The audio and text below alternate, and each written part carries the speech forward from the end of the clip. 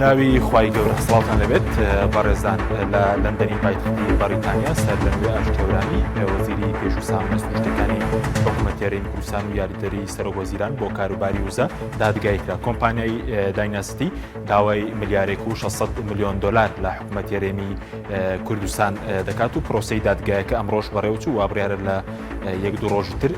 پرۆسەکەیەک لا بکرێتەوە. لە بەرنامی ئەمڕۆ بە میواندارێک لە بەڕێزان دکتۆر خالید حەیدەر ئابووری ناس هەروە محەممەد ڕەوف سەرنووسەری درەومیدا باز لەوە دەکەین کە سکاڵاکەی دایناستی کە داوای ملیارێک و 600 میلیۆن دلار دەکات کاریگەرێکی لەسەر نەوتی هەرێم دەبێت و سکاڵاکەی حکوومەتی عێراقیش لە دژی تورکیا لە پاریس کە داوای 30 میلیار دلار دەکات ئەویش چ کاریگەرێکی لەسەر دۆسەی نەوتی هەرێم دەبێت. هەروەها کۆی زیانەکانی فرۆشینەوت بەسەر بەخۆ لەلایەن هەرێمەوە بە چەند مەزندا دەکرێن.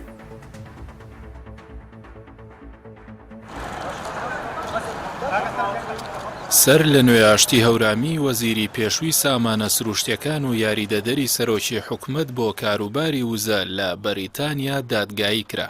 چواردەی ئابی 2019 لە دادگای شاهانەی بەریتانیا کۆمپانیای دایناستی پترلیۆم سکاڵای لەسەر ئاشتی هەورامی تۆمار کرد. کۆمپانیەکە داوای ملیارێک و 600 میلیۆن دلار قەرەبوو لە حکوومەتی هەرێم دەکات و دەڵێ بەهۆی وەزارەتی سامانە سروشتیەکانی هەرێمەوە زیانی بەرکەوتووە. لە ئێستاشدا گەڕێکی نوێی دادگایەکە بەڕێوە دەچێت و ماوەی 4 ڕۆژ دەخایەنێت و پێشبینی دەکرێت کۆتایی ئەم هەفتەیە سکاڵاکە یەکلا بکرێتەوە. لە سکاڵای کۆمپانیاکەدا هاتووە لە کاتی کڕینەوەی پشکەکانی کۆمپانیای ڕیسپۆلی ئیسپانی لا چێڵگەنەوتیەکانی تۆپخانە و کوردەمیر لە ناوچەی گەرمیان ئاشتی هەورامی داوای بەرتیلی لێکردوون. ئەگەر حکوومەتی هەرێم ئەم سکاڵایە بدۆڕێنێت دەبێت ملیارێک و 600 میلیۆن دلار بە کۆمپانیا بدات. ئەم بڕە پارێژ بەشی 3 مانگی موچەی موچەخۆران دەکات. لەلایەکی دیکەوە سکاڵایەکی گەورەتر لە مانگی 4 ئەم ساڵ سەبارەت بە نەوتی هەرێم یەکلا دەبێتەوە. سکاڵاکە لە دادگای ناوبژیوانی پاریز لەلایەن حکوومەتی عێراقەوە لە دژی تورکیا سەبارەت بە ڕێگەدان بە هەناردەی نەوتی هەرێم تۆمار کراوە و داوای 30 میلیار و 400 میلیۆن دلار دەکات. لە چەند ڕۆژی ڕابردووشدا ئەحسان عەبدولجەبار وەزیری نەوتی عێراق لا وەڵامی پەرلەمانتارێکدا ڕایگەیاندبوو دادگایەکە کۆتایی هاتووە و تەنیا ڕاگەیاندنی ئەنجامەکەی لە مانگی 4 ماوە.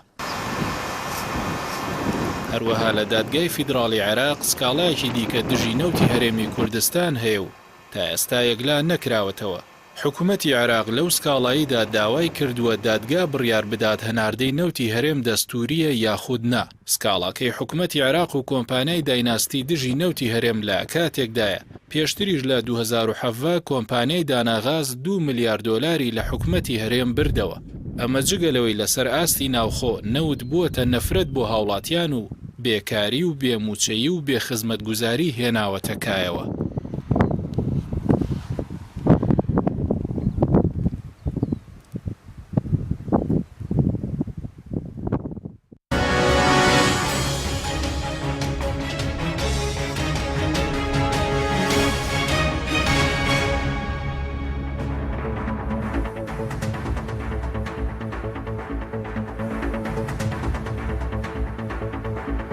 جارێکتر سڵاوتان لەبێت بینەرانی بەڕێز سوپاس بۆ میوانەکانمان بەخێر بێن سوپاس بۆ ئامادەبوونتان. کاک دکتۆرێک لە بەرزستانەوە دەست پێ بکەین بەر لەوەی کە بچین سەر سکاڵاکە سەبارەت بە زیانەکانی فرۆشتنی نەوت لەسەر ئابووری هەرێم لەسەر موچە لەسەر خزمەتگوزاری بەگشتی ئەو زیانانە چۆنن. بەڵێ زۆر سپاسانەکەم بەناوی خۆی بەخشندەی میهرەبان ڕێز و تەقدیمە هەم بۆ ئێوەی بەڕێز بۆ ئۆستاز محەممەدیش. بەڕاستی خۆی ئەوەی کە گوزەری ئێستا زیانەکان ئەیبینین بە چاوی خۆمان ئەوەی کە ئەیبینین مانگانە 2 مانگجارێک موچە ئەدرێت موچەکەش بە لێبڕین ئەدرێت. ئەمە بریتێلەوەی کە تۆ بەڕێزت پشتە بەستی بە ئەو جۆرە فرۆشتنە بۆ جۆرە تەعاقودکردنە بۆ گرێبەستانەی کە لەگەڵ کۆمپانیا نەوتیەکانی و دەوڵەتەکان بەستراوە واژۆ کراوە. حکوومەتی هەرێمی کوردستان بە تەمای ئەوە بووە کە بە نمونە لەگەڵ تەقاسمی ئینتاجە لەو جۆرە گرێبەستانێکە کراوە و بەتەما بووە بە نمونە کە پشتگیری وڵاتە باڵێن خاوەن کۆمپانیەکان پشتگیری هەرێمی کوردستان بکە لە ململانەی سیاسی و ئەو بابەتە ئابوووریانەی کە لە ناوچەکە هەیە و بەتایبەت جەنابتان باش ئەزانن کە ئێمە هەر چواردە وربانمان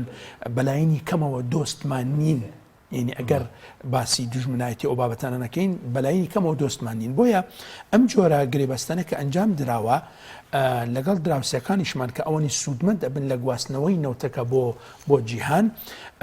بە مەبەستی ئەوەی کە پشتگیری بکرین ئێمە بەڵام بینیمان لە کاتی ڕفراندۆم کە کرا کەس پشتگیری هەرێمی کوردستانی نەکرد بەداخەوە یعنی بۆمان دەرکەوت ئەو جۆرە سیاسە نەوتی کە گرتومانەتە بەروە گرێبەستەکان کە واژۆ کران لەگەڵ ئەو وڵاتانە ئەو کۆمپانیانە بەو مەبەستە ئەگەر تۆ بەڕێز ئەگەر مەبەستت نەبێ لە کەمتر نەوتەکەت بفرۆشی ئەو بابەتانە نەبێ ئەی مەبەست چییە؟ بۆیە بە تاکید ئامانجێک لە پشتی ئەم بابەتە بۆکە هەوڵ ئەدرێت کە ئەمەش مافی خۆمانە پشتگیری ئەمریکا پشتگیری وڵاتانی یەکێتی ئەوروپا ئەوانە پشتگیری هەرێمی کوردستان بکەن بۆ داوا ماف و حەقی ڕەوای خۆی بەڵام کە هاتە سەر ئەوەی کە ئێمە ئەو کاتە پێویستیمان بەوە بوو کە پشتگیریمان بکەن لەو کاتە پشتگیری هەرێمی کوردستان نەکرا. ئیتر ئایا وەکو لاینی ئابووری ئێمە ئەو کاتە گونجاو بوو یان گونجاو نەبوو ئەوە جێگەی دەراویشتە ئابوووریەکانی ئەو دەراویشتە سیاسەکەی دەراویشتە ئابوووریەکانی لە بێ موچەی لە بێ خزمەت گوزاری بێکاری ئەوە ئەبینی جەنابەت ئێستا بنمونە ئێمە دوای چەند ساڵێکە ئیتر حکوومەتی باز گۆڕاوە بوو بە حکوومەتێک بە حساب دیموکراسیەتە لە عێراق و ئیتر ئابوووریەکە بگەشێتەوە و نانەزانم چی ئەو بابەتانە سێرێکی بەڕێز تا ئێستا تا ئەم دقەیە ئەو جۆرە خەدەماتێکە هەیە لە کوردستان و لە عێراقیش لە ئاسی پێویست نییە بۆیە لێرە تۆ بەڕێزت ئەگەر مەبەسمان ئەوە بێباستەوە بکەین کە خەدەماتەکان باشتر بوو بێ ئابوووریەکەم باشتر بوو بێ دۆخی خەڵک باشتر بوو بێ ئەوە ئەپرسین لە هاوڵاتیانی شەقام هاوڵاتی لە دوکان هاوڵاتی کڕیار فرۆشیار خاوەن کێڵگەکان خاوەن کارگەکان ئەپرسین دۆختان چاکترە یان خراپتر بووە بە تەکید ئەوە کە ئەیبینین زیاتر شت هاوردە ئەکرێت زیاتر لە دەرەوە بازارەکانمان ئەکرێتەوە بۆ وڵاتانی دەرەوە ڕاست لە بواری کشت و کاڵ کە ئێمە هەمیشە وەکو ئابووری ناسان پشتگیری بواری کشت و کاڵەکەن و فعلن بەڕێزان لە وەزارەتی کشت و کاڵ پشتگیری ئەوەیان کردووە هەوڵیان داوە بۆ پشتگیریکردنی ئەو کەرتە بەڵام بەگشتی ئەگەر بین هەڵسەنگاندنیەکی دۆخی ئابووری هەرێمی کوردستان و هاوڵاتی بکەین بە تەکید زۆر بە ئاسایی ئەگەینە نەتیجەوەی کە ئێمە وەزعمان باشتر نییە لە جاران باش بۆیە لێرە ئەو سیاسەتە بێ پیاچونەوە پێ بکرێت و بەڕاستی لەگەڵ کۆمپانیەکانە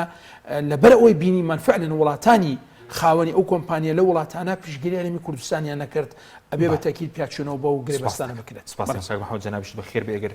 بە دیاریکراوی لەسەر ئسکاڵاکە قسە بکەین ئەو سکاڵای نوێی کە ئەمڕۆ دادگایەکەی بەڕێوە چوو چۆنەوە پێشبینی دەکرێتکەی یەکلا بکرێتەوە. بەڵێ زۆر سپاس بە ناوی خی گەورە بەر لەوە ئەمەوێ بۆ دەوڵەمەندکردنی قسەکانی کاک دکتۆر سربەخۆی نەوت چ زیانێکی ئابووری گەیانەوە بە هەرێمی کوردستان بەپێی راپۆرتی حکوومەتی هەرێمی کوردستان کە ساڵی ڕابردوو ناردی بۆ بەغدا لە 2014 تا 2020 75 تریلیۆن دیناری پشکی خۆی هەبووە هەرێمی کوردستان کە هەموو مانگێک تریلیۆن 200 میلیارد لە بەغداوە ئەهات لە 75 تریلیۆن دینار 62 تریلیۆن دیناری نەهاتووە بۆ هەرێمی کوردستان 13 تریلیۆنی هاتووە واتە ئەلێرە زیانی 63 تریلیۆن دیناری لە خۆی داوە. لەلایەکی تر چەندێک قەرزار بووە 28 میلیارد دلار قەرزار بووە بە پارەی ئێستا نزیکەی 35 بۆ تقریبا 40 تریلیۆن دینارەکە واتە بە کۆی گشتی ئەگەر لێکی بینەوە نزیکەی 100 زیاتر لە 100 تریلیۆن دینار زیانی لە خۆی داوە ینی بەهۆی نەوتەوە بەهۆی نەوتەوە لەبەرەوەی تریلیۆن دینارمان ئەزانی ئەبێ ورتر بین ساڵی 2014 لە پرۆژە بودجەی عێراق داوای کرد 400,000 بەرمیل نەوت ڕەوانەی بەغدا بکرێت لە بەرامبەردا پشکی تەواوی هەرێمی کوردستان بدرێت کە ئەو کات تقریبا 18 تریلیۆنێک کرد واتە ماگانە نزیکەی تریلیۆنێک و 400 میلیاردێک کرد بۆ هەرێمی کوردستان کە ئەو کاتە 850 میلیارد بۆ موچە بوو واتە تۆ سیر کرد لە ماوەی ئەوە ساڵەیە ئەم نەوتەکەی تەسلیم بەغدا نەکرد بەغدا موچەکەی بڕی خۆ بەغدا لە خۆی نەیبڕی وتی نەوتەکەتان ئەمان گوتیان 1 میلیۆن بەرمیل ئەیگەینە میلیۆنی بەرمیل نەوتی فرۆشراومان ئەوان گوتیان باشە 400 تەسلیم بکەن ئێمە پشکی هەرێمتانە دەینێ واتە بەپێی راپۆرتی حکوومەتی هەرێمی کوردستان کە ئاراستەی بەغدای کردووە لە ماوەی ئەو 5 ساڵەدا 75 تریلیۆن دینار پشکی هەرێم بووە 62 تریلیۆن دیناری نەهاتووە باشە ئەماوە قەرزەکە ئەوە نزیکەی 35 بۆ 40 تریلیۆن دینارەکە بە پارەی ئێستا. بەکۆگیش 100 تریلیۆن داهاتی نەوت لەو کاتەوە بۆ ئێستا چەند بووە؟ داهاتی نەوت واتە حکوومەتی هەرێم پشتی بە داهاتی نەوت بەستووە پارەکەی لە بەغدای خۆ بڕیوە وایە؟ باشە لە 2014 بۆ 2019 ئەو داهاتی نەوتی هەرێمی کوردستان چەند بۆ فرۆشراوە؟ ئەمە بە پێی راپۆرتی فەرمانگەی ئەنجومەنی نوێنەرانی عراق تازە کە بڵاو کرایەوە ئێمەش بڵاومان کردەوە 41 ملیار دۆلار بووە 41 ملیار واتە بۆ 41 ملیار 100 تریلیۆن دینار زەرریان لە خۆیانداوە سەرڕای ئەوەی کە بێموچەیەکە بۆ خەڵک نەبووە بێموچەی مەراقی خەڵک نەهامەتی قوربەسەری خۆپشاندان کاکە زەواز نەکردنی کوڕ زەواز نەکردنی کچ هەموو ئەوە ساڵە کە تەمەنیشان تێپەڕیوە هەمووی قوربانەکەی چیە زیادبوونی نسبەی بێکاری زیادبوونی نسبەی هەژاری نسبەی تەلاق و زەواز و ئەمە چێ بەرپرسە هەموو ئەم دۆخە قەیرانی بەشی زۆری ئەم دۆخی قەیرانی ئابووریەیە بەرپرسە ئەو 100 تریلیۆنە بەشی چەند ساڵ موچە دەکە ئەگەر وتە 100 تریلیۆنیان زیان لە ئابووری هەرێمدا سیر کە ئەگەر 28 تریلیۆن 28 ملیار دلار قەرزار بن باشە ئەم 28 ملیارە تقریبا 35 نزیکی 35 بۆ 40 ئێستا ئەوە دینارە تریلیۆنەکە لەگەڵ 63 تریلیۆن لەوێ هی 62 تریلیۆن ئەوە ئەکاتە نزیکی 100 تریلیۆن بەشی موچەی چەند ساڵ دەکە بەشی موچەلێکی دەوە بەسەر 12 نزیکەی 13 بۆ 15 ساڵەکە بەشی ئەوەندە دەکات بەشی ئەوە ناکات چونی تۆ سیر کە ببوورە 894 ملیار دینار بۆ مانگێکە 10 تریلیۆن و 728 بۆ ساڵێکە تقریبا بەشی 10 ساڵە بەشی 10 ساڵی موچە زیانیان لە خەڵکی کوردستاندا ئەنجا ئەو هەموو نەهامەتی و قوربەسەری و دەردەسەری کە هەرێمی کورد کاکە کەس نییە بڵێ من با سەروەتی سامانی سروشتی خۆم نەبێ لە هەموو دنیای سامانی سروشتی واکات کە کۆمپانە زەبەلاحەکان بێن کۆمپانە زەبەلاحەکان دێن پشتیوانی سیاسی ئابووریت بۆ دروستەکەن بەڵام ئەوەی بەڕێز دکتۆر باسی کرد ئەم کۆمپانیانە هیچ تەسیریان نەبوو لە کاتی داعش هاتن ئەوانەی دەوڵەتەکانی پشتیوانی نە ڕۆزنەفتی رووسی نە گەنەڵەنرژی تورکی نە کۆمپانیەکانی ئەمریکی چی هاتن بەدەمیەوە لەبەرەوە ئەم نەوتە جگە گەورەترین زەرەر لە هەرێمی لە هاوڵاتیانی کوردستانی داوە هەر ئەوە نییە پارە بێ دۆخە سیاسەکەیە چۆن بنەماڵی سیاسی بەهێز کردووە پێگەی سیاسی بنەماڵەکانی بەهێز کردووە گەورەتەکەوەیە گروپی مافیایی دروست کردووە لە هەرێمی کوردستان داهەن گروپی مافیایی دروست کردووە لەبەرەوەی نەوت پشکنینی هەیە دۆزینەوەی هەیە کۆمپانیای سکوریتی هەیە ئەمە بەس بۆ چواردەوری هەر یەکە و داهەن مەسئولی ئیشتیاکە بەرپرس ئیشتیاکە ئەنجا بۆری ڕەوانەکردن تەنکەر ئەو تەندەرانی لێ ئەدرێ ئەنجا فرۆشتنی هەموو ئەمانە کاریگەری هەیە لەسەر باش ینی پێ دوای خەتەرە سیاسەکە لە هەمووی گەورەترە خەتەرە سیاسەکە لە گەورەترە لەبەرچی لەبەروی خەتەرە ئێستا بۆ نمونە مامۆستایەک 36 موچە لەگەڵ 36 چارەکە موچە و 13 موچەیە تەواوەتی وەری نەگرتووە زیانێکی اقتصادی کردووە بە نەهامەتی هێناوێتی بەڵام دروستکردنی گروپی مافیایی و بنەماڵە بەهێزکردنی پێگەی بنەماڵە و حزبە سیاسەکان وای کردووە کاکە دۆخی سیاسی کاریگەری لەسەر دۆخی ئازادی ڕادەربڕی نەبێ ئازادی ڕۆژنامەگەرێنی بۆ داهاتوش ئەگەر ئەو نۆتە بمێنێتەوە تاگڕەوی زیاتر دروست دەکە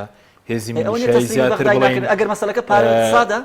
ئەو ڕادەستی بەغدای ناکرێت زۆر بڵێ ئەو نێ ڕادستی بەغدا ناکرێت ئێستا میدیان کۆنتترۆل کردووە سوسیال میدیا کۆنتترۆل کراوە هەروە پارەی نەوتەکە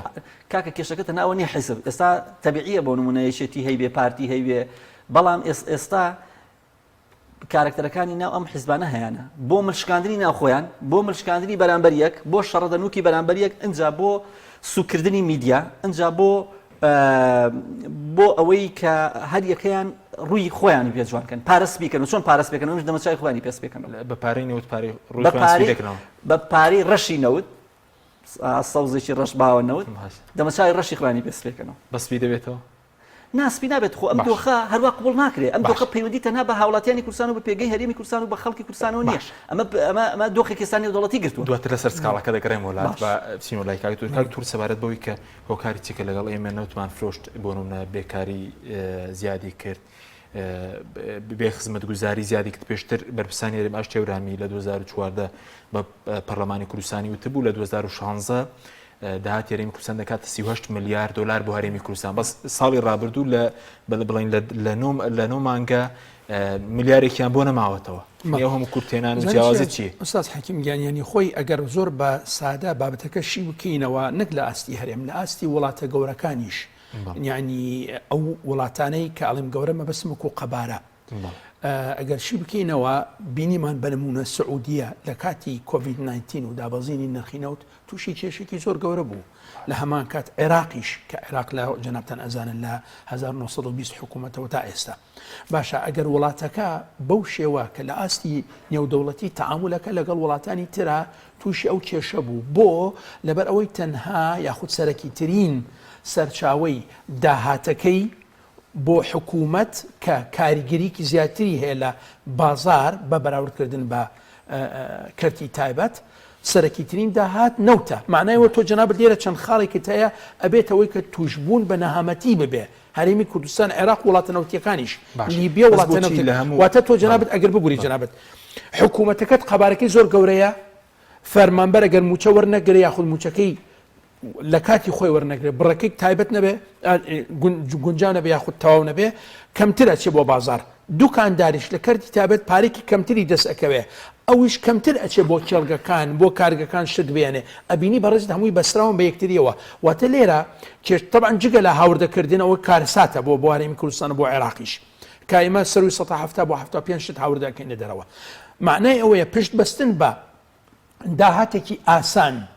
دەستمان ئەکەوێ وڵاتێکی ڕێعە لە مڵکانەیە پارەمان دەست ئەکەوێ قاچ لەسەر قاچ بۆ خۆدانیشی تەنها ڕیمۆتت بەدەستە سەیری کەناڵە تەلڤیزیۆنەکانەکەیت هیچ کێشت نییە پارێکی ئاسایی دەست ئەکەوێ لە کرێی ئەو بینایە کە هەتا کە ئێمە بینایەکەمان نەوتەکەیە نەوتەکە دەرئەهێنرێ و ئەفرۆشتێت وەکو خاوەن بینایەک بۆ خۆی دانیشتۆ لە ماڵ و مانگانە یاخود دوو مانگجارێک سێ مانگجارێک پارەی دەست ئەکەوێ لە کرێ خانوەکەی یاخود بینایەکەی ئێمەش واین ئەم پارەیە ئەم بینایەیە کرێچیەکان ڕۆشتن تۆ بەڕێزت نرخی نەوتەکەت دابەزی چی بکەی نە زراعەتەکەت باشە نە سەنعەتەکەت باشە بازارەکانت کراون بۆ بەرهەمووی شتومەکی سینیە و تورکیە و ئێرانیە ئیتر هاوڵاتی چی بکات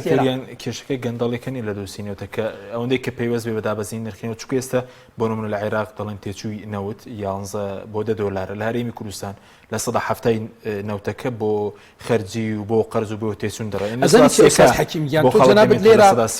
لێرە ئەگەر لە بواری ماکرۆ لە ئابوووریەکی هەمووەکی سەیری بکەیت لە ئیدارەدانی سەرچاوە ئابوووریەکانی هەرێمی کوردستان بە ئاسایی گەیتەکە نەتیجەیەکی ئاساییەوەی کە تۆ بەڕێزت ئیدارەکە لە ئاسی پێویست نەبووە یعنی ئەمە تەنها باس لەوە ئەکرێت کە گەندەڵی هەیە و نازانم چی هەیە لە گرێبەستەنەوتیەکان و لە بابەتەکانی تر با بێنە سەر بابەتە گرنگەکانی تر بنمونە جگە لە نەوت تۆ بەڕێزت واز بێنە لە نەوت لە داهاتوودا وازمان هێلا لە نەوت وەکو ئەوەی کە ئیمارات کردی لە کاتی توشبوون بە دابەزینی نرخی نەوت پێش کۆڤید-19 و ئەوانە وتی ئێمە قبول ناکەین نەوت هەناردە بکەین بە $29 و 5 بەرمیل نەوت بفرۆشین بۆ ئەوە یەک شوشەی بۆنی فەرەنسی بکڕین ئەمە سەرۆت و سامانینەوەی داهاتووە بەڕاستی وەرە سێری بابەتەکانی تر بکە سەرمایەدارێک بێنە پێ بەڵێ وەرە بەڕێزم $10 ملیۆن هەیە کارگێک دامەزرێنە دوای چەند ساڵ ئەو پارەت بۆ ئەگەڕێتەوە لەوانەیە بۆ دوای 10 ساڵ 12 ساڵ بەڵام ئەو پارەیە بیبە شت هاوردە بکە لە ئێران لە تورکیا لە سین دوای مانگێک کەمتر پارەکەی دەست ئەکەوێتەوە و بە قازانجێکی زۆریش و بێسەر ئێشە بینایە دروست بکە و کارگە دروست بکە وەستا هات و وەستا ڕۆشت و نازام چەند بابەتانە تووشە ئەو سەرێشێ نابێ یعنی حتا سەرمایەداری خۆشمان وا بیر ئەکاتەوە کە ئەوە ئاسانترە بازرگانیەکە واتە هەیکەری ئابوووریەکەت پەیکەری ئابوووریەکە پێکەرێکی گونجاو نییە بۆ ئەوەی ئابوووریەکەت پێش بکەوێ لێرە ڕۆلی حکوومەت ئەوەیە کە وەبەرهێن ئاراستە بکە بۆ بوارە گرنگەکان بۆ کشت و کاڵ بۆ پیشەسازی ئەو بابەتەنەی کە ئێمە بنمونە ئەتوانین لەو بوارانە پێش بکەوین نەک منافەسەی سین بکەین ئەوە زۆر گرنگە محەممەد بچینە سەر سکاڵاکە ئەو سکاڵایی کە ئەمڕۆ شەردادگایەکەی هەبوو لە بەریتانیا ناوەڕۆکەکەی چیەوە کاریگەرەکەی چیە لە سەر هەرێن بڵێن ئەو سکاڵا نوێ بەڵێ دیارە لە ڕابردوودا هەرێمی کوردستان چەندین سکاڵای دۆڕاندووە بەدانەخاس تقریبا لە جاری یەکەمدا لە دۆڕانی یەکەمە $1.9 ملیۆن بوو لە جاری دووەمەوە بزانم نزیکی $200 ملیۆن دلار واتە بەگشتی تقریبا 2 ملیار و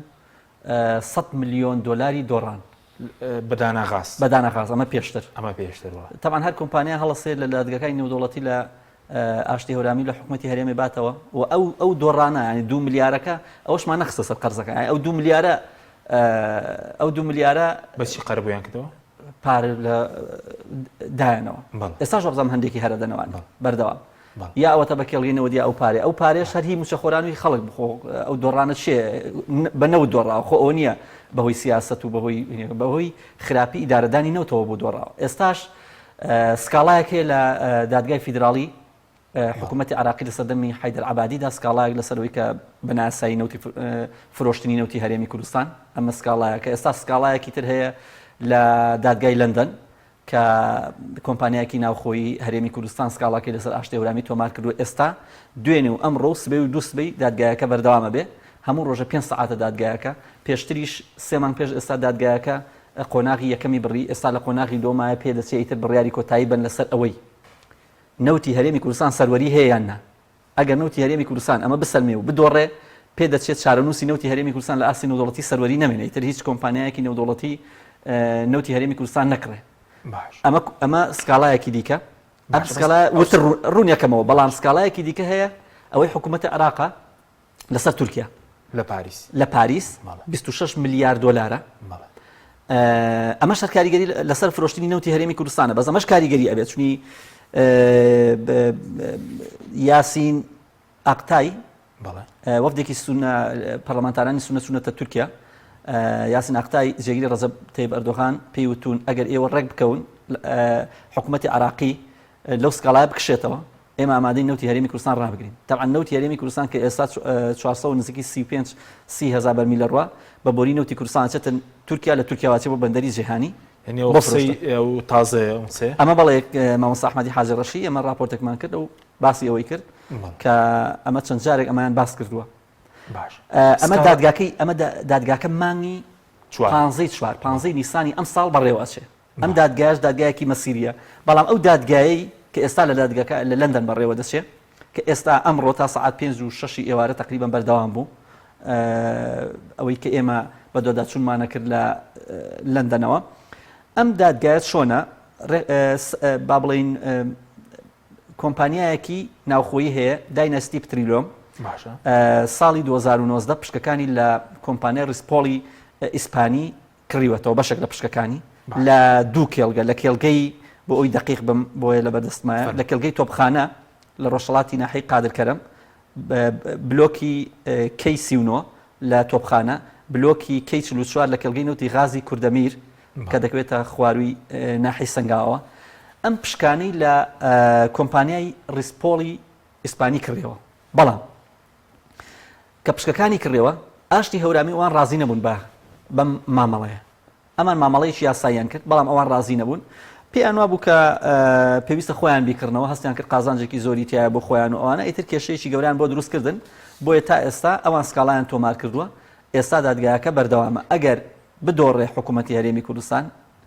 سەرڕای ئەوەی کە 1 ملیار و 600 ملیۆن دلار ئەدۆڕێنێ ئەبێ بیشیدا لەگەڵ ئەوەشدا قسەکردنە بێ لەسەر سەروەری نەوتی هەرێمی کوردستان کە ئایا نەوتی هەرێمی کوردستان ئەتوانرێ بفرۆشرێ بە دەرەوە وەکو لە چوارچەوەی هەرێمی کوردستان یاننا تا ئێستا ئەو هەنگاوانەی نراوە ئەوەی کە ئێمە لە چەند راپۆرتی بە دۆداچوونمان بۆ کردو شیکاری ئەوەیە مەسرور بەرزانی بەشێک لە دەسەڵاتەکانی داوە بە ئاشتی هەورامی وەکو یاریدەدەری سەرۆکی حکوومەتی هەرێمی کوردستان تەنانەت لەو دادگایە ڕای کۆمەڵی پسپۆر وەرگیراوە پسپۆڕی یاسایی وەرگیراوە سەرۆکی پێشووی پەرلەمانی کوردستان وەرگیراوە دکتۆر یوسف ئایا یاریدەدەر تەنانەت چەند بە وردی بە دۆداچوونیان کردووە ئایا یاریدەدەر یاساییە لە هەرێمی کوردستان کە تۆ سەرۆکی پەرلەمان بوویتە دەقێکی یاسایی هەیە کە یاریدەدەر هەبێت ئاشتی هەورامی کە ئێستا بە سیفەتی یاریدەری سەرۆکی حکوومەت بەشدارە ئەم وەڵامی داوەتەوە کە ئەو یاریدەرە نییە هەر لە یاسای ئەنجومەنی وەزیرانی لە یاسای ئەنجومەنی وەزیرانی شانیە بۆیە ئەوەی کە ئێمە بە دۆداچوونمان کردو کۆمپانیا ناوخۆیەکە هاتووە ئەو پارێزەرانەی گرتووە کە دانەستی پارێزەری دانەستی بوون لە حکوومەت یاریمیان بردوێتەوە ئەمانیش هاتوونە کۆمەڵی خەڵکی دیکەی پسپۆڕی نێودەوڵەتیان بوو واتە ئەوەی ناو دادگایەکە هیچی کوردیتیان نییە هەم پارێزەرانی حکوومەت یاریەم و هەم پارێزەرانی کۆمپانیا ناوخۆیەکە بۆیە قسەکە لەسەر وردەکارەکە ڕەمێ بۆ خەڵک تۆزە وشک بێ بەڵام ئەوەی کە هەیە ئەم نەوتی هەرێمی کوردستانت چییە؟ تۆ چارەنووسی میلەتێکت پێوە دۆڕانوە، قەیرانی ناوخۆی ئەم هەموو قەیرانە دروست کردووە، تەنانەت قەیرانی نێوان حیزبە سیاسەکانیش دروست کردووە. ئەم هەموو کێشە و نەهامەتیت بۆ خەڵکی کوردستان ئەوە کردو ڕۆژ بە ڕۆژ لە داگاکانی نێودەوڵەتی ئەدۆڕێ. ئەم دۆڕانە ئەو دایناستی ئەوەی کە کۆمپانیایەکی ناوخۆیەکی ئێستا لە لەندەنە داوای میلیارێک 600 میلیۆن دلار دەکات، ئەگەر بباتەوە بەشی سێ موچەی فەرمانبەران دەکات. بەڵێ بەڵام شێوازی دادگا جێ پارەکە بە یەک جارە درێ بە چەند جارێک هەر جاری 50 میلیۆن دلار درێ 100 میلیۆن دلار درێ، بەڵام بێگومان کە دادگا چونی ئەوەنی ئێمە بە دوواداچوونمان کردووە ئەو پارێزەرانەی داناغاز یعنی بڕێکی زۆر پارەی تێچێ ئەو دادگا، یعنی پارێزەران تا 20 میلیۆن دلاری تێچێ. خۆ مەگاڵتەکردن نییە تۆ کۆمپانیای دووبارە پەنای برێتەوە بەر پارێزەرە کۆنەکانی داناغاز. بەڵێ حکوومەتی هەرێمی کوردستانیش پەنای بردووە بە کۆمەڵی پسپۆڕی نێودەوڵەتی و کۆمەڵی باڵێزی ئەمریکی ئەوانە پێشتر ئەوانە کە بەشدار بوون لە سپیکردنەوەی نەوتی هەرێمی کوردستان و یاخود بەشدار بوون لەگەڵ ئاشتی هەورامی و ئەوەی کە نەوتی هەرێمیان چۆن فرۆشتوانە، ئەوانش حکوومەتی هەرێمیش لەولا بەشدارەوە. تەنانەت لە تازەترین هینیا مەسرور بەرزانی بڕیاری داوە کە دەسەڵاتەکانی جارێکی تر بۆ ئاشتی هەورامی تازە کردوێتەوە. ئێستا وەزیری سامانە سروشتەکان هەیە لە هەرێمی کوردستان، نەبۆ وفدی بەغدا ڕۆڵی هەیە ئەم وەزیرە، نەبۆ ئەو دادگایانی نێودەوڵەتی. سپاس دەکەم کاکتۆر سەبارەت بە بڵێن نەوت و پاشەکشەی خزمەتگوزاری بۆ لەگەڵ نەوتە فرۆشی نەوت خزمەتگوزاریش وەکو پرۆژەی استراتیژی وەکو پرۆژەی ڕێگاوبان خزمەتگوزاری سەرەتایی بڵێن کەمی کرد لە بەرامبەر باج لەسەر هاوڵاتیان زیادی کردووە لە کوردستانە. ئوستاز حەکیمیان خۆی تەمان بەتەکید یەکێک لە سەرچاوە گرنگەکانی پەیداکردنی پارە لە هەموو حکووماتی جیهان باجە، ڕسوماتی گومروگیە، ئەوەی کە جەنابتان ئەزانم پێوترێ داهاتی نانەوتی. ئەمە شتێکی زۆر ئاساییە، بە یاسا بە بڕیار بە ڕێنمایی هەندێک شت ئەکرێت، بە یاسا دائەنرێ یاسای بنمونەهی زەریبەیە، بە بڕیار و شتیوا لەوانە بە دوای وەرگرتنی با بڵێن مۆڵەت و بابەتەن لە پەرلەمان ئەکرێ بە نمونە حکوومەت هەندێک بڕیار بدات لەسەر هەندێک بابەت بتوانێت زەریبە بسەپێنە یاخود زەریبە زیاد بکە، بەڵام دوای وەرگرتنی مۆڵەت لە پەرلەمان. ئەمە ڕێگێکی ئاساییە بۆ ئەوەی تۆ بەڕێزت جگە لە داهاتی نەوتەکە پارێکی ترت دەست بکەوێت، بەڵام ئایا تۆ بەڕێزت زەریبە ئەسەپێنی بەسەر خەڵک کە پێشتر بە نمونە زەریبەیەک نەبووە، باجێک نەبووە، یاخود باجێک هەبووە ڕێژەکەی زیادەکەی، ئایا ئەم کاتە گونجاوە بۆ ئەو بابەتە؟ ئایا تۆ بەڕێزت نرخی خەدەماتی حکومی لەسەر سیاراتی خەڵک ئێستا کە زیادیەکەی ئایا وە شیاوە گونجاوە؟ ئێستا تەمانەوە پێشتر بڕیاری لەسەر درراوە، ئێستا بۆ بابەتەکانی تر بۆ کۆمپانیەکان کە سیارات هاوردەکەن یان بوارەکانی تری ژیانەوە کە پەیوەندی هەیە بە پێداوسێ زەڕور و گرنگەکانی ژیانی هاوڵاتیان. لێرە تۆ بەڕێزت ئەو کەسە سیارەی کڕیوە بە ئەوەندە بنمونە دۆلار، ئێستا ئەو کەسە موچەخۆر بێ حکومی بێ یاخود کەرتی تایبەتیش بێ کە پارەی دەست نەکەوت لەکوێ بێت ئەو باجە بدات؟ واتە ئەو مەبەستە کە باجەکە ئەسەپێنرێت یاخود زیاد ئەکرێت لەسەر هاوڵاتیان بۆ ئەوەی بنمونە هەڵاوسان نەمێن بۆ یەکەم مەبەست ئەوەیە یاخود یەکەم ئامانج ئەوەیە کە تۆ بەڕێزت پارەت دەست بکەوێت، ئەو ئامانجت نەپێکیوە بەڕێزت بۆ لەبەرەوەی پارەت دەست نەکەوتووە ئەوەی کە پێویستە خەڵک خۆی ئەدزێتەوە لە باجەکە. دوو لە ڕێگەی ئەو سەپاندنی باج یاخود زیادکردنی باجەکە هەوڵ ئەدرێ بۆچی هەوڵ ئەدرێ بۆ کەمکردنی هەڵاوسان لە ئابوووریەکەت. ئێمە کێشەی نەبوونی پارەمان هەیە، خاڵێکی تر هەیە ئەوەی کە تۆ جەنابەت دووبارە دابشکردنەوەی داهات لە دەوڵەمەن و سەرمایهدار و پارەدار پارە وەرئەگریت و ئەیدیتەوە بە کەسانێکی هەژار. باشە ئەوانیش ئێستا بینی بەڕێزە زۆرینەیان بە نمونە وەستاون چاوەڕێت داهات و ئاسوی گەشێک ئەکەن لە هەرێمی کوردستان بۆی پارەکانیان بخەنە گەڕواتە ژینگەکە بۆ ئەم هەنگاوە ئێستا ئەم دقەیە ژینگێکی لەبار نییە بۆ ئەوەی تۆ بەڕێزت هەوڵ بدەی پارەی نانەوتی زیاد بکەیت. دوای ناوبڕکە دەگەڕێمەوە خزمەت بەڵێ بینەرانی بەڕێز ناوبڕێکی کورت و دەگەڕێنەوە وڵاتان لەگەڵ ما بمێنەوە. تۆپ ئارت تاکە بریکاری تۆڕی میدیایی کۆمەڵ بۆ بەرهەمهێنان و بڵاوکردنەوەی ڕێکلام. وشەفۆن ڕووناکی دەخاتە سەربواری تەکنەلۆژیای نوێ لەمڕۆ لە کاتی لە کارکەوتنی مۆبایلەکەت یان ئایپادەکەت پێویست ناکات دەست بەجێ هەوڵی گۆڕینی ئامێرەکەت بدەیت. ئێستا وشەفۆن سەرجەم پارچە ڕەسەنەکانی مۆبایل و ئایپادی دابین کردووە بە نرخێکی سەرسوڕێنەر و پابندێکی بێهاوتای کوالێتی. لەبیرت بێت مۆبایلەکەت بە شێوەیەکی دروست چاک بکەوە و لەگەڵ وشەفۆن نازنامەی متمانە بەدەست بهێنە. سەرجەم پارچەکانی لە دەستی یەکی کۆمپانیا جیهانیەکان دەکرێت و بە شێوەیەکی سەلامەت دەگوازرێتەوە. پێش ڕادەستکردنی با کڕیار سەرجەمیان پشکنینیان بۆ دەکرێت بۆ دڵنیابوونەوە لە کارکردنیان. هەموو کارەکان شایانی سەرنجی تۆیە. وشەفۆن ڕێگا بۆ ئاستەنگەکانت دەکاتەوە. بۆیە وشەفۆن بکە بە هاوڕێی متمانە پێکراوی خۆت. وشەفۆن هێزی تەکنەلۆژیای نوێ. کۆمپانیای ئاکۆکەریم. کۆمپانیای ئاکۆکەریم جوانترین دەرگا و پەنجەرەی ئەلمنیۆمی عازل و سیستم بە قەبارەی جیاواز و شوشەی دەبڵجام بە شێوازی سادە و نەخش دابین دەکات. هەروەها جۆرەها ڕەنگی شوشە بە باشترین کوالیتی.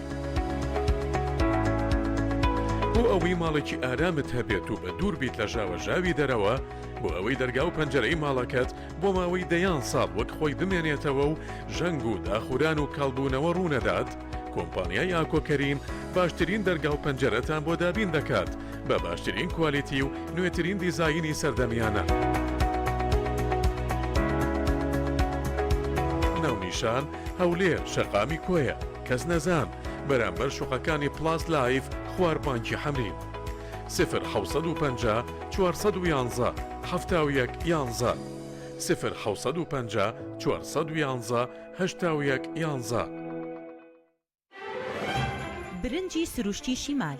لەسەر خواست و داوای زۆری هاوڵاتیانی خۆشەویست دوای گەڕان و هەوڵێکی زۆر لە باشترین کێڵگەکانی وڵاتی ئێران ئەم جارە برنجی سروشتی شیمال باشترین و خۆشترین برنجی دەنەکخری شەژمانگەی دەرەجەیەکی ئێرانی بۆ ئێوە هێناوتە کوردستان. ئەم برنجە دەنەکخڕا باشترین و بەتانترین برنجی گردەی کێڵگەکانی ئێرانە. ئێمە کێڵگە بە کێڵگە گەڕاوین بۆ ئەوی باشترین برنجی سروشتی و بەتام و خۆش بۆ ئێوە بدۆزینەوە. بە چاڵتوکی لە جوتیارەکانمان کڕی و خۆمان کڕەمان کردووە تاوەکو دڵنیا بینەوە لە پاکی و پوختی برنجەکەمان. ئەم برنجە پڕ ڤیتامین و کانزای سروشتیە بەبێ مادەی کیمیایی و پارێزەرە. لەگەڵ ئەم برنجە هیچ خەمی بەرزبوونەوەی شەکرە و کۆلسترۆڵت نەبێت چونکە برنجێکی ئۆرگانیکە و پڕە لە مادە و کانزای سوود بەخش. هەروەها ئەگەر تەنیا برنجی سروشتی شیمال بخۆی هیچ خەمت نەبێ قەڵەوت ناکە. تەندروستیتان لە هەموو شتێک گرنگترە بۆیە برنجێک خۆن لە سەرچاوەکەی دڵنیا بن. کۆمپانیای ئیست میدلەند فود گەورەترین کۆمپانیای کوردیە لە هەموو شانشینی یەکگرتووی بەریتانیا کە ڕۆژانە چەندەها تۆن خۆراک و خواردنەوە بۆ مارکێت و کواگەکانی بەریتانیا و بەشێک لە ئەوروپا دابین دەکات. ئیست میدلەند فود بۆتە جێگەی متمانەی ڕەوەندی کوردی سەرجەم بەرهەمەکانی لە 100% حەڵاڵ و بە پێی بنامەکانی ئیسلام و ڕێنماییە تەندروستی و یاساییەکان بەرهەمەکانی دەخاتە بازاڕ. ئیست میدلەند فود لە ماوەی 5 ساڵ کاردا بۆتە جێی متمانەی مارکێت و کۆگەکانی بەریتانیا و ناوبانگی بەرهەمە کوردیەکانی لە هەموو بەریتانیا بەرز کردوێتەوە و لە ئێستادا خاوەنی کارگەی شیرینی بەتام، نانی تیری بەتام و تشاتی بەتامە. ئیست میدلەند فود خاوەنی 14 براندی خۆیەتی و 2200 بەرهەم لە زۆربەی وڵاتە پێشکەوتووەکانی جیهانەوە هاوردە دەکات. ئیست میدلەند فود بکە بە سەرچاوەی خۆراک و بەرهەمەکانت و دڵنیا بە لە کواڵەتی و حەڵاڵی. ئۆفیسی سەرەکی ئیست میدلەند فود لە شاری نۆتینگهام.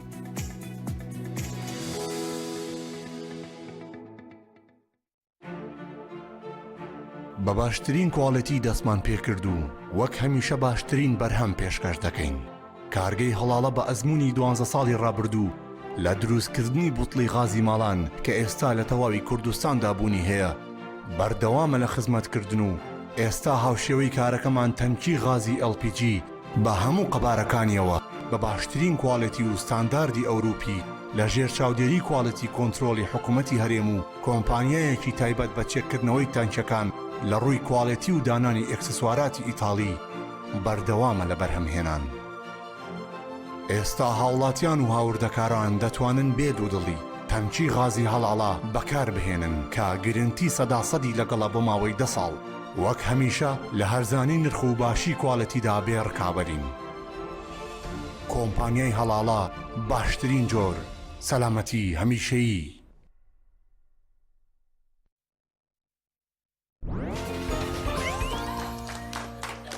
السماء خۆشترین و باشترین جبس هەڵدەبژێرین سەرەتاش لە بەشداربووی دەستە چەپمانەوە دەست پێەکەین پرسیاری یەکەممان دەڵێت کام لەم تامی جبسانە خۆشترینە سرکە مریشک ئیندۆمی پەنیر ئیندۆمی وەڵامەکە زۆر ڕاستە ئێستا چەچینە لای بەشداربووی دەستە ڕاست پرسیاری دووەممان دەڵێت کام جۆری جبس منداڵە زیاتر ئارەزووی دەکەن سەدڵ کیسە خێزانی هەمویان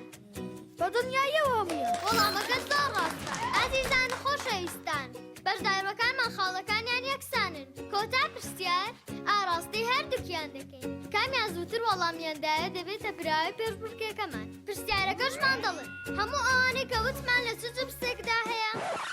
بۆسە ئەوانەی کە باسمان کرد بەس لە جبسی نینیایە لە هیچ جبسێکی ترا نەم خواردووە ئەوە تا لەناو جانتاکەشمان پێما حەزەکان خۆشتان تاقیکەنەوە دڵنیام هەڵبژارنە ڕاستەکە جبسی نینی بێگومان وەڵامەکە زۆر ڕاستە دڵنیە ئەو جبسەی وێنەی نییە کەرتامێکی بێخۆشە بۆ من بە ئەو بۆ تۆشە ئادەی پێ بڵێن چییە؟ نینیە هەر نینیە جبسی نینی تامێکی لە یاد نەکراوە تۆپ ئارت تاکە بریکاری تۆڕی میدیایی کۆمەڵ بۆ بەرهەمهێنان و بڵاوکردنەوەی ڕێکلام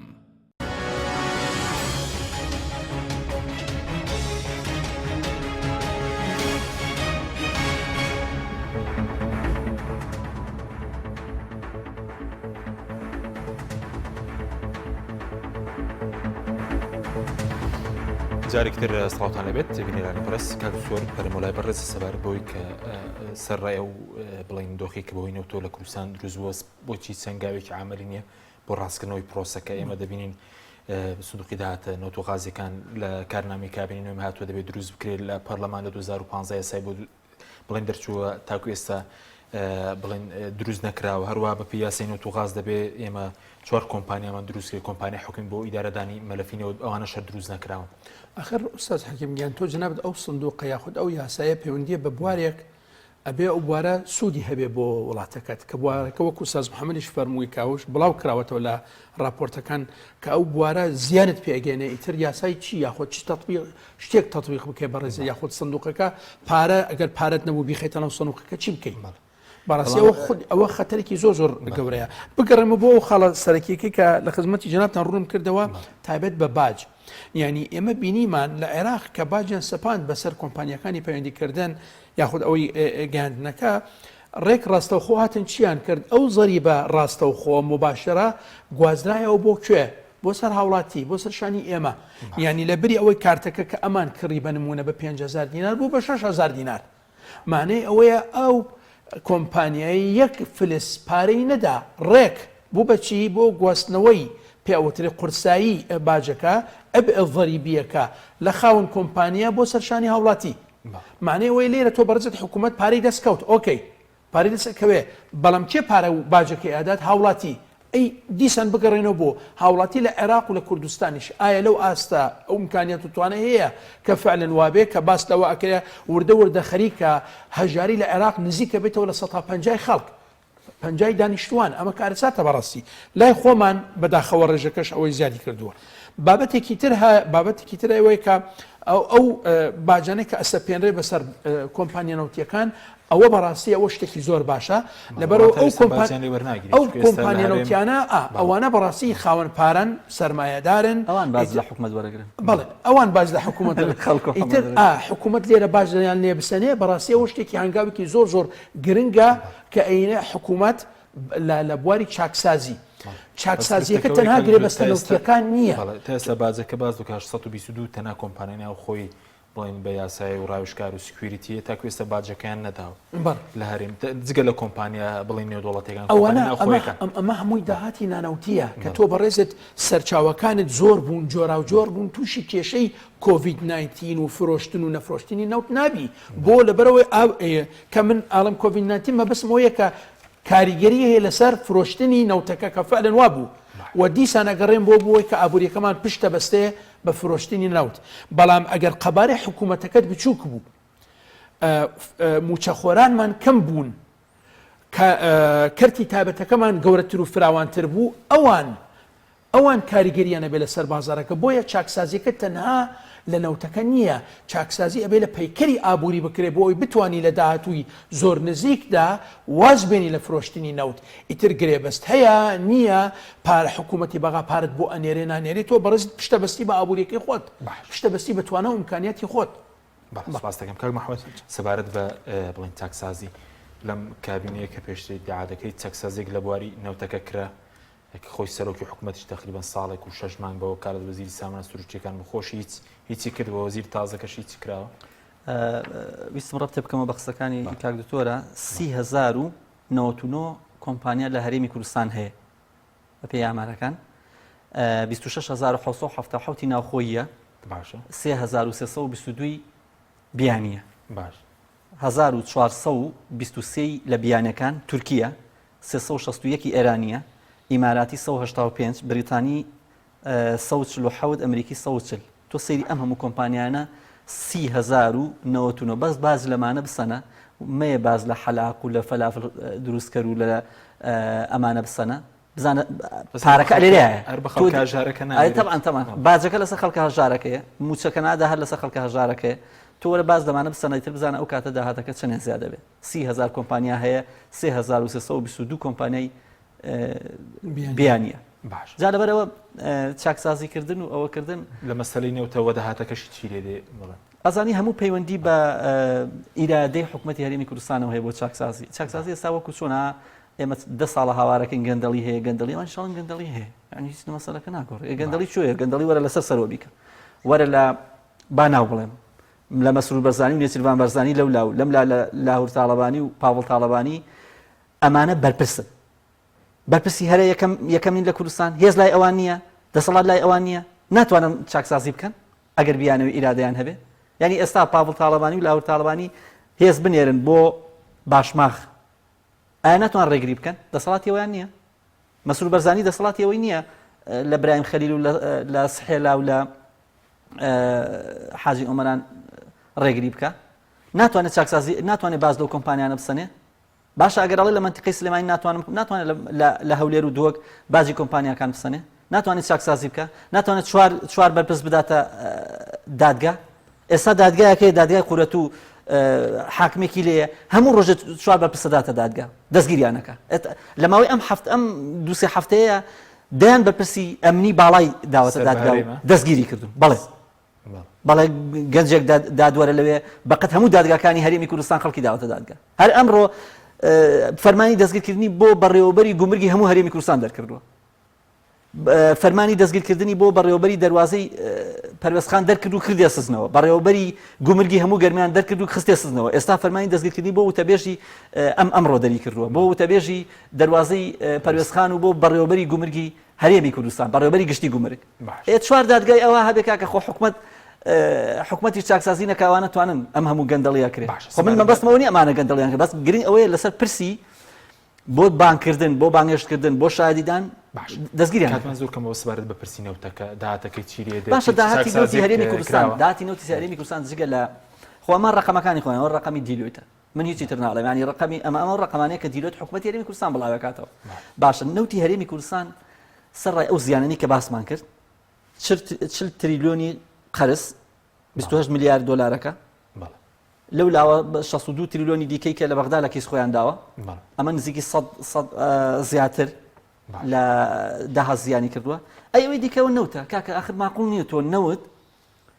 یعنی چۆن شتی وابێت تۆ داهاتی نەوت بۆ نمونە لە 3 مانگیانە 590 میلیۆن دلار بووە بەڵام خەرجی نەوە 666 میلیۆن دلار بووە یعنی خۆ تۆ لە ساڵی 2007ەوە نەوت کار لە نەوتاکەی تو خەرجی چی زیاترە کاکە سیرکە با من ڕێژێکی تر بۆ بخێنمەوە لە 45 داهاتی نەوت هیچ 3 مانگی 2020 کە بڵاوی کردەوە تو دیلۆیت لە 145 بۆ خەزانەی حکوومەت بووە لە 115 بۆ کۆمپانیای بۆ کرێی بۆری بووە لە 104 بۆ دانەوەی قەرزی کۆمپانیایەکی تورکی بووە لە 134 بۆ کۆمپانیەکانی وەبەرهێنان بووە لە 102 بۆ ئاڵوگۆڕی دراو بۆ بۆ بانکەکانی خۆیان یعنی ماقوڵ نییە تۆ نەوتی هەرێمی کوردستان بڵی من نەوتە فرۆشم ینی بەس بە سەرڕایەوەی کە لەسەری قەرزار بووبێتی سەرڕای موچە پێ نەدرابێ باش لە 145 و لە 140 بۆ 45 هەندێکا 30 بووە هەندێکە لە 130 ماوە لە 130 بۆ خەزێنی حکومت ماوەتەوە باشە با ئێستاش لێکیدەوە ئێستا نەوتی هەرێمی کوردستان لێکدەوە ئەوەی سەداهاتی نەوت چەندە بە ئێستا داهاتی نەوتی هەرێمی کوردستان ئێستا گەیشتە 61 ئەگەر ئێستا نەوت بفرۆشێ لە 61 تۆ بە $50 حسێبیکە بزانە چەندەکات 330,000 بەرمیل نەوتە ڕۆژانە ئەڕاتە دەرەوە 430,000 خۆی 450 بیستی بۆ